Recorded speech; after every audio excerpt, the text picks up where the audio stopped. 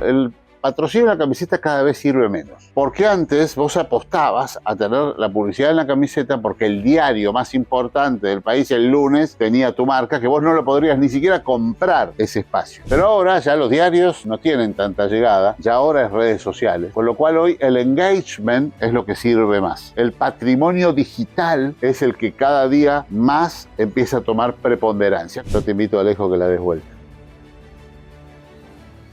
Pelé, 1962. Esto es el marketing deportivo. Hola a todos y bienvenidos a una edición más de Líder Digital, un podcast en el que hablamos con expertos de tecnología, de marketing, de negocios. Y pues bueno, hoy estamos justamente con Claudio De Stefano. Él es periodista, filántropo y bueno, escritor y una de las personas que más conoce de marketing deportivo en América Latina. Hola, Claudio. Hola, Alejo, un placer estar aquí compartiendo con ustedes en mi segundo hogar, que puede pasar a ser mi primer hogar el día que mi mujer me diga chau, te vas de casa, que es el templo del otro partido, que es mi museo, el principal museo de marketing deportivo del mundo. ¿En qué aspecto? Porque yo no le puedo competir a Messi, no le puedo competir a Diego, no le puedo competir a Valderrama con las camisetas que le han cambiado. Pero sí, yo lo que hago es enfocarme en la relación de las empresas con el deporte. Y ahí sí tengo una fortaleza muy importante con una pieza que la vamos a dejar para el final, que es la piedra filosofal del marketing deportivo. Perfecto, pues comencemos hablando de marketing deportivo directamente. ¿Qué es la diferencia o cuál es la gran diferencia que encuentran las personas con marketing deportivo al marketing tradicional? ¿Qué es lo que se busca allí? A ver, lo más importante que tiene el marketing deportivo que es la relación que las marcas quieren tener para llegar a sus clientes a través del deporte. Es muy interesante, ¿por qué? Porque apuestan a la fidelización de su cliente. Cualquier equipo que se va al descenso y si vos sos fanático de ese club, no cambiás de club, porque sos fiel a tu club. Y es más, lo alentás más cuando se fue al descenso que cuando estaba en primera división. Entonces las marcas vieron que era un camino, ya sea el de acompañar con su patrocinio a federaciones, a deportistas o a clubes, de acuerdo a la estrategia que tenga la compañía, apunta a uno u otro, y de esa manera tener un shortcut, un atajo, para llegar más rápido a sus clientes. Es muy impresionante ver cómo, por ejemplo, a ver, yo creo que estoy arriba de la media en términos de estudios y todo, pero por ejemplo, mi club es Boca Juniors y cuando Budweiser era el sponsor de River, me había mandado un six-pack de cerveza que estuvo 6 meses en la heladera hasta que no vino mi hermano y se lo llevó, no las tomaba, ¿no? Claro. Y eso pasa con gente de mucho estudio y de poco estudio. O sea, entonces ahí el fanatismo llega hasta esos lugares, ¿no? Claro, y es interesante que justamente nombres esta anécdota porque muchas personas podrían evitar una marca. Entonces, ¿qué puede hacer una marca para evitar eso? Para evitar que, bueno, si voy a sponsorear a un equipo, ¿cómo hago para que el equipo contrario siga utilizándome? Cuando está muy polarizada la cosa, sí, hay marcas que deciden estar o en los dos o en ninguno. Acá en la Argentina se vio muchísimo con varias marcas, desde el BBVA, Quilmes, Fiat, que en ese momento Fiat y Peugeot los tenía un mismo grupo, el grupo Macri, que después el hijo de Franco Macri fue presidente de Boca y de la Nación, que entonces él tenía la compañía Sebel y estaba en River con Peugeot y en Boca con Fiat, ¿no? Claro. Pero hay muchos casos donde algunas marcas dicen estoy en los dos o no estoy en ninguno. Y después empiezan a jugarse fuerte por uno, ¿no? Con el riesgo de que los fanáticos de la otra institución no estén de acuerdo y no quieran comprar su marca. Pero ahora ya no es tan así, pero finalmente había una estrategia de estar con los dos o con ninguno. Claro, quizás la forma más básica del marketing deportivo sea el anuncio en la camiseta, que es lo que vemos en todas partes. ¿Hay algún número de anuncios que pueda aportarse una camiseta. Lo digo porque hay casos en algunos países que uno ya ve que son Es un buzo antiflama como el de los autos. A ver, sí. Yo diría que hay cosas interesantes para contar desde lo estratégico, subiéndonos a un dron y entendiendo un poco la lógica de lo que es el marketing. ¿Para qué sirve en este caso? A ver, el patrocinio de la camiseta cada vez sirve menos. ¿Y por qué? Porque antes vos apostabas a tener la publicidad en la camiseta porque el diario más importante del país el lunes tenía tu marca, que vos no lo podrías ni siquiera comprar ese espacio. Pero ahora ya los diarios no tienen tanta llegada, ya ahora es redes sociales, con lo cual hoy el engagement es lo que sirve más. El patrimonio digital es el que cada día más empieza a tomar preponderancia. ¿Cómo se financian los clubes? Antes era una mesa de 3 patas y ahora es de 4. Una era sponsoring, otra era socios, otra ticketing y digamos, cuando digo sponsoring incluye también todo lo que sea marketing, ¿no? Claro. Y ahora le sumaron patrimonio digital. El patrimonio digital son las activaciones, que es lo que cada vez más piden las empresas. Importa menos la publicidad en la camiseta. ¿Por qué funciona como un buzo antiflama? Bueno, porque les cuesta cada vez más a los clubes conseguir sponsors. Pero hay algo interesantísimo que estratégicamente le sirvió a algunas marcas las camisetas. Y esto empezó en los 90. Y es lo que yo llamo comprar historia. Sí. En las marcas de indumentaria deportiva, Adidas tuvo la historia. Desde los años 60 viste a todas las selecciones. Nike decidió entrar en los años 90 porque solamente hacía fútbol femenino y dice, me estoy perdiendo, estoy dejando fuera de la mesa, como dicen en Harvard, en las negociaciones, estoy dejando fuera de la mesa mucho dinero.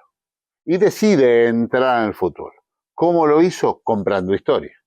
Eso explica por qué Nike tiene a Brasil, por qué tenía a Boca, por qué tenía a Atlético Nacional en Colombia, por qué al América de México, no tengo al Barcelona, al Inter de Milano, al Manchester United. O sea, no tengo historia, salgo a comprar historia. Y lo interesante es que eso se repitió 2 veces más, en 2 oleadas. La segunda oleada fue la de las líneas aéreas. Sí. Vos y yo, 15 años atrás, te decíamos, che, hay que decir sin repetir y sin soplar, como se dice en la Argentina, 10 líneas aéreas. Y vos empezabas por las grandes, por American Airlines, por United, por Lufthansa, por Iberia, por British Airways. Sí. ¿Qué pasaba con las líneas aéreas de Medio Oriente? No tenían historia. Y salieron a comprarlas. No solamente en el fútbol, porque Emirates se metió en el tenis y se metió en la Fórmula 1. Y ahora Qatar Airways está en la Fórmula 1. Pero en los clubes, fíjate qué interesante, el Real Madrid con Emirates, el Milan con Emirates, Qatar Airways con el PSG. Sí. ¿No? O sea, también estuvo con el Barcelona y Etihad con el Manchester City. Y aquí Turkish estuvo con River y Qatar Airways con Boca en la Argentina. O sea, es impresionante cómo salieron a comprar historia. Y hoy, si hablamos de 10 líneas aéreas, seguro entre las 10 la pones a Emirates. Seguro metes a Qatar, ¿no? Ese es un gran cambio que se produjo. Y el tercero es el que viene ahora, que es una nueva ola que ya ahí le pongo un asterisco. Sí. Porque es la de las casas de apuestas. Están cuestionadas, necesitan visibilidad y está un poco más embarrada la cancha, como decimos nosotros, ¿no? Pero hoy, en la Argentina, los 6 clubes más importantes tienen casas de apuestas como sponsor. Son las únicas que hoy están poniendo mucha plata, porque necesitan visibilidad, pero se enciman entre sí. Un torneo está auspiciado por Betano y Betson es el que está en boga. O sea, hay una polución de marca muy importante. Lo que no pasó con Adidas y Nike y lo que no pasó con las líneas aéreas.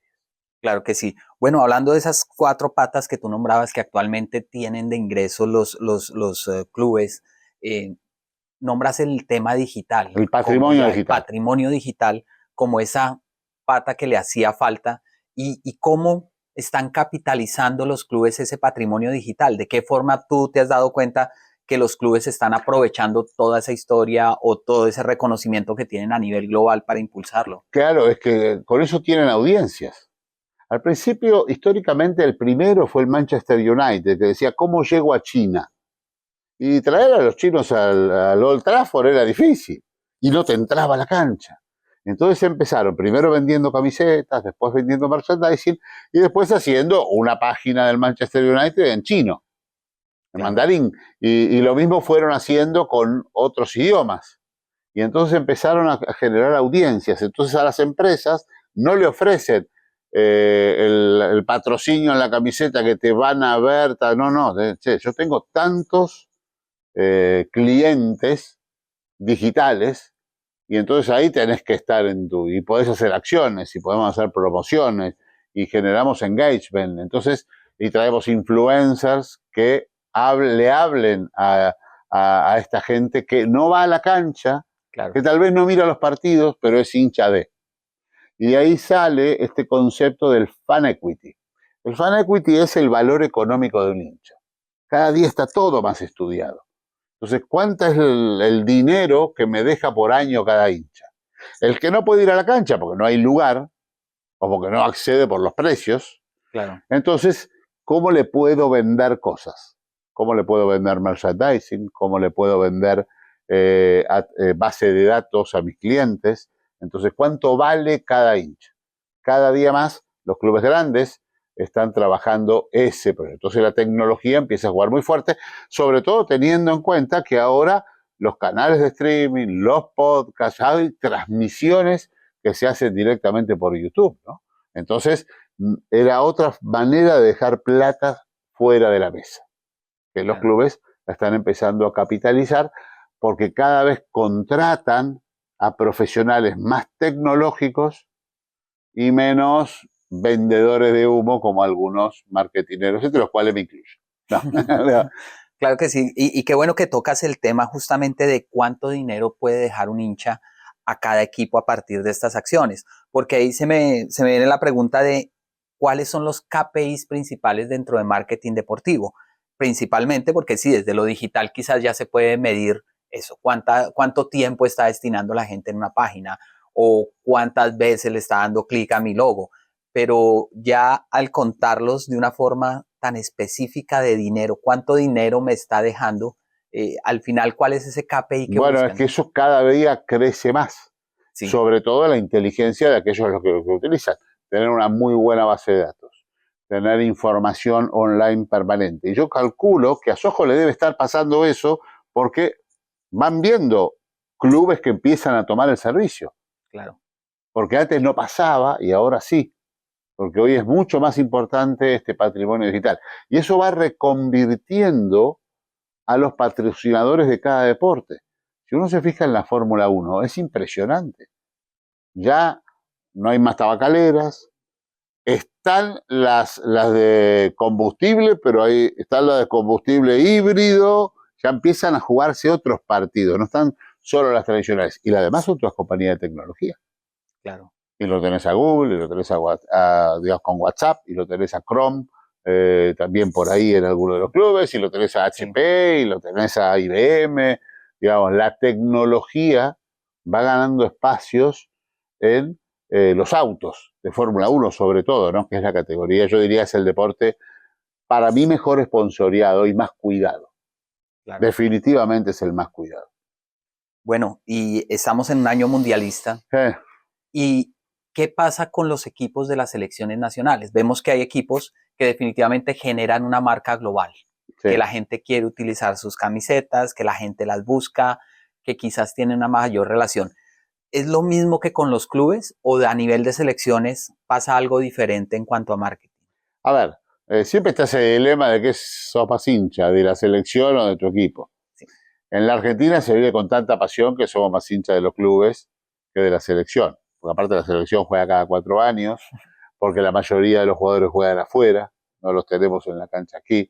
Así que acá somos muy pasionales, no sé qué pasará en el resto de los países, pero acá la pasión, y por eso está frío, estuvo frío el Mundial hasta el inicio, porque todavía había definiciones de torneos locales, hasta 2 semanas antes. de que empiece el Mundial. Entonces los de River estaban pensando en salían campeones, los de Boca si clasificaban para los octavos de final de la Copa Libertadores, cosa que no le pasó a ninguno de los dos, ¿no? Entonces todavía había en los últimos días previos al Mundial una expectativa de leer el fútbol local. Pero, a ver, la Argentina creo que ha sido la selección que más ha trabajado su marca global en los últimos años, aprovechando que tiene a Messi. Y eso es una diferencia enorme. Si uno se fija, los principales patrocinadores de la Argentina son todos sponsors regionales y de afuera. Claro. La principal láctea de India, compañías chinas un montón, y justo se contrapone con un país que está muy complicado en lo económico, ¿no? Y que estuvo complicado en lo económico, recuerden, 200% de inflación. Claro. Entonces había pocas marcas locales y no de mucha categoría, y mucha marca internacional. La estrategia del equipo de marketing de la selección de AFA, de la Sociedad de Fútbol Argentino, fue ir a buscar, a transformarla en marca global. Y eso se notó y le generó muchos ingresos. Pero hoy por hoy el Mundial tiene una característica muy especial. Por primera vez 48 selecciones, muchas ignotas, pero donde yo noto que se están moviendo desde el lado de la visibilidad es en la presentación de la lista. Es muy lindo, muy impresionante lo que hizo Inglaterra con una canción de los Beatles. Muy impresionante lo que hizo España, donde la lista, en el spot de la lista estaba el rey. Sí. Muy lindo lo de Uruguay, donde lo puso Marcelo Bielsa. Sí. No tan bueno el de Argentina, llamativamente. Me parece que quedó pobre, siendo muy creativa el equipo de marketing de la selección, pero me parece que quedó pobre. Pero eso está dando un engagement muy importante porque se está viralizando, ¿no? Claro. Realmente eso está realmente muy bueno. Claro. Hablando de selecciones, justamente tú hace un par de semanas presentaste el libro La Otra Bandera. Sí, es muy interesante qué pasó. La Otra Bandera es un libro que hicimos con un gran amigo, experto en marketing deportivo, que se llama Guillermo Ricaldoni, porque lo que hicimos es, en este caso, presentar las 48 camisetas de las selecciones que participan, digamos que están todas acá, y lo hicimos de una manera muy particular. Es una ficha donde tiene, primero, utilizando inteligencia artificial, 7 tips de esas selecciones curiosas. Por ejemplo, la de Curazao, que juega por primera vez. El padre del fútbol en Curazao es Patrick Kluivert, que era un jugador de la selección holandesa y que como había nacido en Curazao, él fue el que reinventó el fútbol, ¿no? Esos tips curiosos, no ponemos cuántos mundiales jugó, cuántos resultados tuvieron, no es resultadista, es de tips que te gustaría contar un fin de semana en una mesa de amigos. Después lo que hicimos fue interesante porque, bueno, pusimos la camiseta y las características de la camiseta y con inteligencia artificial vimos al principal artista de ese país, o uno de los principales artistas de ese país, que hiciera algo sobre la selección. Por ejemplo, acá está la camiseta de Xavi, de España, y acá está Gaudí pintando algo de la selección de España. Y lo mismo hicimos con, bueno, no lo pudimos hacer con Italia porque no clasificó, pero sí con México y Frida Kahlo. Bueno, y sí Colombia, que fue la más divertida porque ¿con quién lo vamos a hacer de Colombia? Con Botero. Con Botero. Entonces, tengo acá la de Colombia, que es muy divertida, porque acá está la selección colombiana que no haría ni un solo gol si todos los jugadores fueran así, ¿no? Pero entonces, ese es un poco. ¿Y por qué la otra bandera? Porque detectamos algo increíble. Un día Johan Cruyff, el principal jugador de Países Bajos de todos los tiempos, uno de los 5 mejores jugadores del mundo, ¿no? Recordemos que los 5 considerados mejores del mundo, Diego, Pelé, Messi, ahí no sabemos quién, Cruyff es el cuarto y Di Stéfano, ¿no? O sea, 3 argentinos casualmente, un brasileño y un holandés, fueron considerados los 5 mayores del mundo. Ahora sumarán a Cristiano Ronaldo y va pasando. Pero lo interesante es que Johan Cruyff le dijo a un gran amigo mío, el principal coleccionista de camisetas del mundo, Marcelo Ordaz, que tiene un museo increíble que se llama Legends en Madrid, en la Puerta del Sol, le dijo que las camisetas de las selecciones son las nuevas banderas. Porque la gente empieza a Holanda la relaciona con el naranja y en su bandera no está el naranja. Y acá tengo algunos ejemplos, Claro. Si querés podemos mostrar. Primero, Claro. de camisetas que están acá, que juegan en el Mundial de América, ¿no? Claro. Panamá. Tenemos, por supuesto, la de Colombia. Todas estas son camisetas que la gente puede ver aquí en el museo. En el Templo del Otro Partido hay 8.000. Estas son algunas. Yo te decía la de Argentina, que tiene una característica, tiene los 3 colores, de las tonalidades de los 3 campeonatos. El Pantone, como se le llama, del 78, el de 1986 y el del 2022. Y esto, ¿por qué muestro esto? Porque es interesante. Cada vez, y ya lo hizo un hábito, Leandro Petersen, el gerente de marketing, cada vez que cierra un patrocinio, le regala una camiseta con el nombre de la empresa, y el número 10. Ya lo hizo clásico con todos los sponsors. Y a mí, como yo le presté camisetas para una de sus oficinas, me hizo como si fuera un sponsor.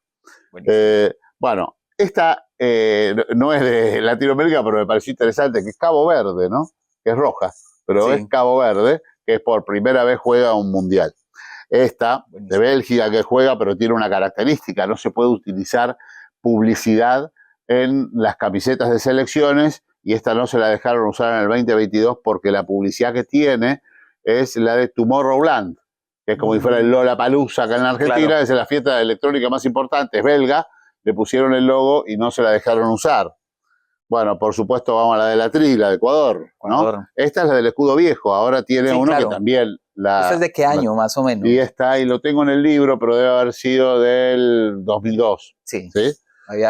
Paraguay, ¿no? Que también juega el Mundial, está de Santa Cruz. Estados Unidos, obviamente, uno de los locales. La de Donovan. Esta es la del 94. Claro, exacto, la de Donovan. Claro. Bueno, después, es increíble cómo han ido cambiando también las camisetas, ¿no? Esta tenía cuello. Sí, y ahora son más livianas, ¿no? Claro. Bueno, esta es la historia que tenés que contar vos. Ah, bueno, esta es la de Haití, que la fabrica una marca colombiana que se llama Saeta. Ellos apoyaron a la selección de Haití después del terremoto, entregándoles todo el equipamiento, y Haití pues decidió conservarla este año para el Mundial. Es muy interesante porque en el museo yo tengo situaciones así. Yo aprendo de los que vienen a visitar mi museo. Esta historia no la tenía y ahora ya la incorporo, ¿no? Claro. Bueno, el otro organizador, ¿no? Canadá. Y el otro organizador, México, que tiene, que bueno, ahí está, para la camiseta del 98.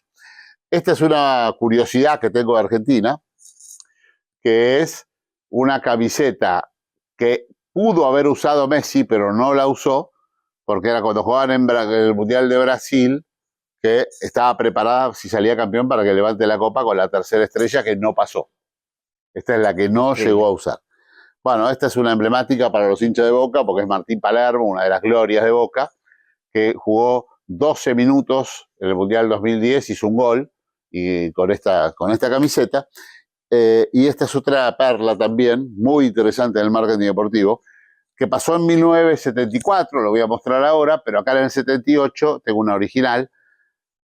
En el 74, Johan Cruyff dijo, yo soy jugador Puma, no quiero jugar con una Adidas de 3 tiras. Y su Adidas tenía 2 tiras. Y acá en el 78, capaz igual, con los hermanos Van der Kerkhoff, es la de René Van der Kerkhoff, que tenía una Adidas con 2 tiras. Esto sería impensado hoy, ¿no? Pero es una rareza.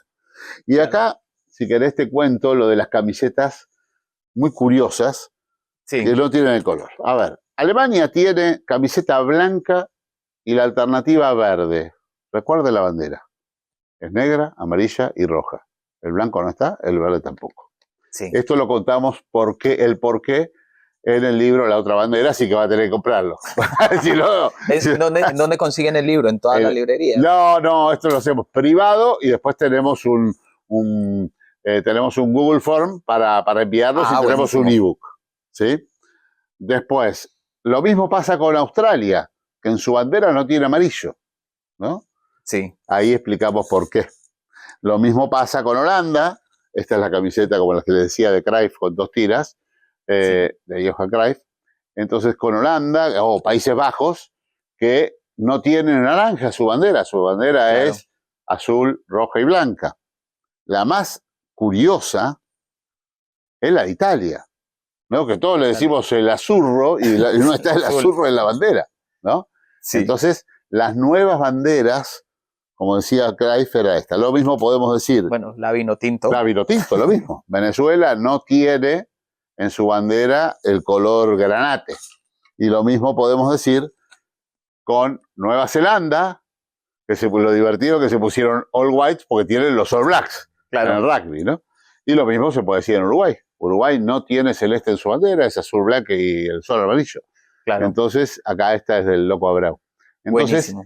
Hay algo interesante que detectamos y que a la gente le llama la atención. Y bueno, esto lo reflejamos acá en el Temple del otro partido y en los libros. Que estas camisetas han sido una colección que has recopilado. Y hace 20 años. 20 años para acá. Más o menos. Más rápido en los últimos porque tengo un poquito más de plata, ¿no? Al principio era difícil. Sí. ¿Cuáles han sido las más difíciles de conseguir? Que tú hayas dicho, se me volvió una obsesión tenerla. Sí, bueno, y que hay camisetas que son... bueno, acá hay una cada uno, original de juego de cada uno de los lugares donde jugó Diego, ¿no? Pero yo creo que hay 2 camisetas muy emblemáticas. Sí. Una, que son las 2 que tengo escondidas, las que yo digo son las últimas 2 que se van a ir. La primera es una de Boca, de mi club. Yo me casé en la cancha de Boca, hice mi fiesta de casamiento ahí, así que soy bastante enfermo. Pero para mí es la bisagra en la historia de Boca. En 1984 estaba casi quebrado el club. Tenían la mitad de la cancha embargada, jugaban los inferiores porque los de la primera no le podían pagar. Y le toca jugar un partido contra Atlanta, un club que tiene los mismos colores que Boca, azul y amarillo. Atlanta viene con la camiseta alternativa, el visitante siempre elige con qué viene. Boca tenía que jugar con una camiseta clara, que no las tenían porque los habían dejado en la utilería de la Candela, que es un lugar donde Boca entrenaba mucho más lejos, unos 30 kilómetros de la Bombonera, para que no se la roben. Sí. Y entonces no perdía los puntos hasta que al utilero y a miembros de la comisión fiscalizadora de Boca se les ocurrió ir a la utilería de otros deportes y encontraron que había unas remeras de vóley que eran blancas y se podía jugar. El tema es que no tenían números y los pintaron con una fibra. Y entonces fue el famoso partido de los números pintados, que se iba, digamos, a medida que transpiraban los jugadores, se iban deshaciendo los números. Sí. O sea, ¿por qué es muy importante esa camiseta? Primero porque no hay, porque algunas la lavaron, nadie cambiaba camiseta con los inferiores. Tengo la número 11. Y bueno, para mí es un bancó, ¿no? Claro. Una tela pintada, ¿no? Claro. Y la otra... La que tenés. Esta es la última camiseta que se va a ir de las 8.000 que tengo en mi museo si en algún momento tengo que vender o tengo que desprenderme de algo o todo. Y es una camiseta muy impresionante porque en 1962, año en el que yo nací, o sea, hace 63 años, Brasil va a jugar el Mundial de Chile, había ganado el de Suecia en 1958, imaginaban que iban a ser campeones del mundo otra vez porque tenían en su equipo a Pelé y a Garrincha, 2 jugadores superdotados, y dijeron, bueno, ¿cómo posicionamos una marca comercial que es Café do Brasil?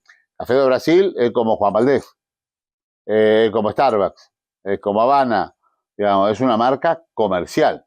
Sí. ¿No? No es del gobierno la empresa Café do Brasil. Pero bueno, la querían posicionar sabiendo que iban a salir campeones del mundo, cosa que pasó. ¿Y cómo lo hicieron? No, los partidos oficiales, como les mostré la de Bélgica, no se puede usar una publicidad en la camiseta de la selección. Pero nada de eso dicen partidos amistosos. Y entonces ahí lo que hizo Brasil es jugar con una camiseta muy particular, que yo te invito a que la destapes. Tapamos. Esa funda la hizo mi madre, así que para mí está muy bueno. Y esa camiseta se usó en partidos amistosos en Chile, donde Brasil jugó con una camiseta que en vez del escudo de la Confederación decía Café de Brasil. Esa camiseta me la consiguió mi gran amigo Marcelo Ordaz, mi mentor en esto, que es el que había contado, Sí. el de Johan Cruyff y el del museo. Y cuando me la consigue, yo le digo, bueno, ¿cuánto sale esto? Yo decía, me divorcio mañana cuando le tenga que contar a mi mujer. Y me dice, mira, se me pone la piel de gallina. Claudito, hay cosas que no se venden, que se regalan. Por lo cual él me dijo que me iba a ayudar a ser el que guarde la historia del marketing deportivo en el mundo, como él está haciendo, guardando la historia del fútbol mundial, claro, a través de las camisetas, y cumplió. Y me dice, con cara de apesadumbrado ese día, me dice, mira, te tengo que decir algo. Lamentablemente no pude conseguir una de un muy buen jugador. Espero mejorar para la próxima. Yo te invito, Alejo, que la des vuelta.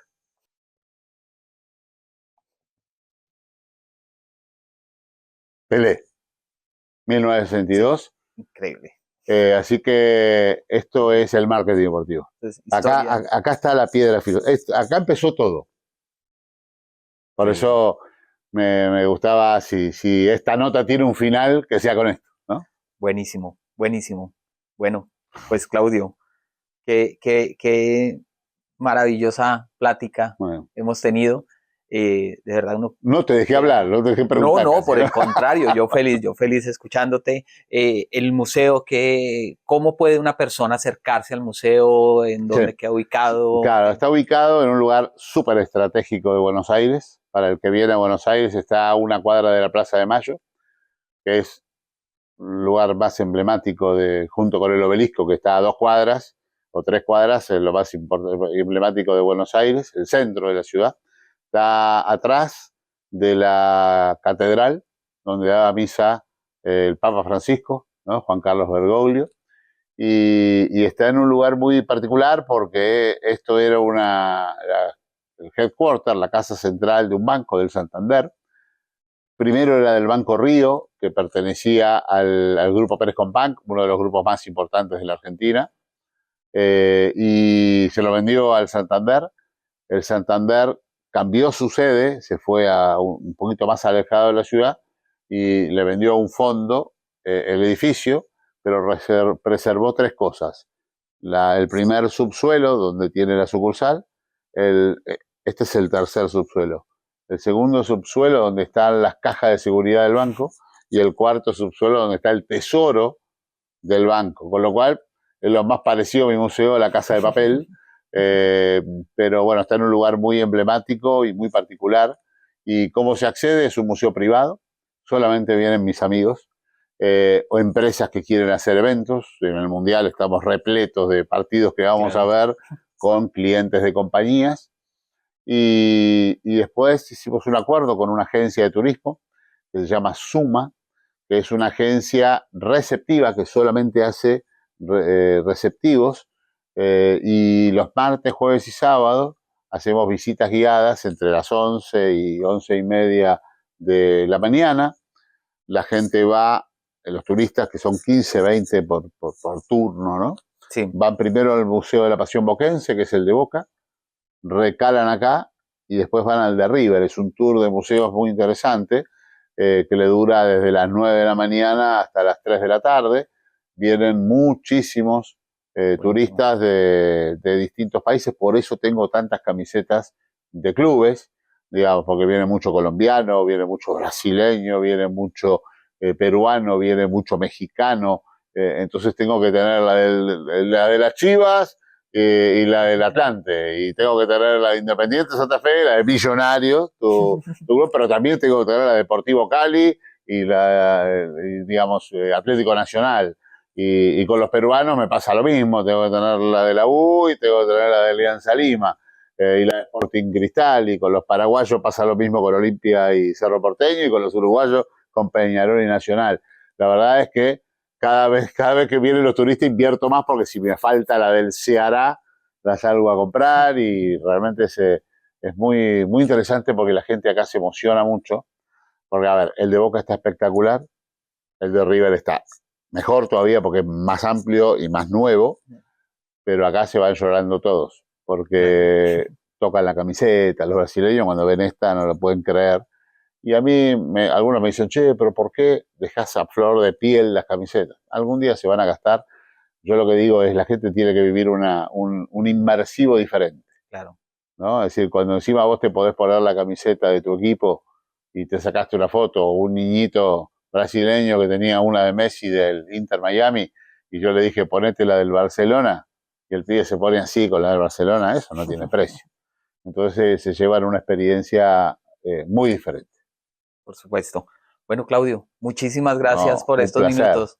Y bueno, y a ustedes los invitamos a una próxima edición de Líder Digital. Hasta pronto.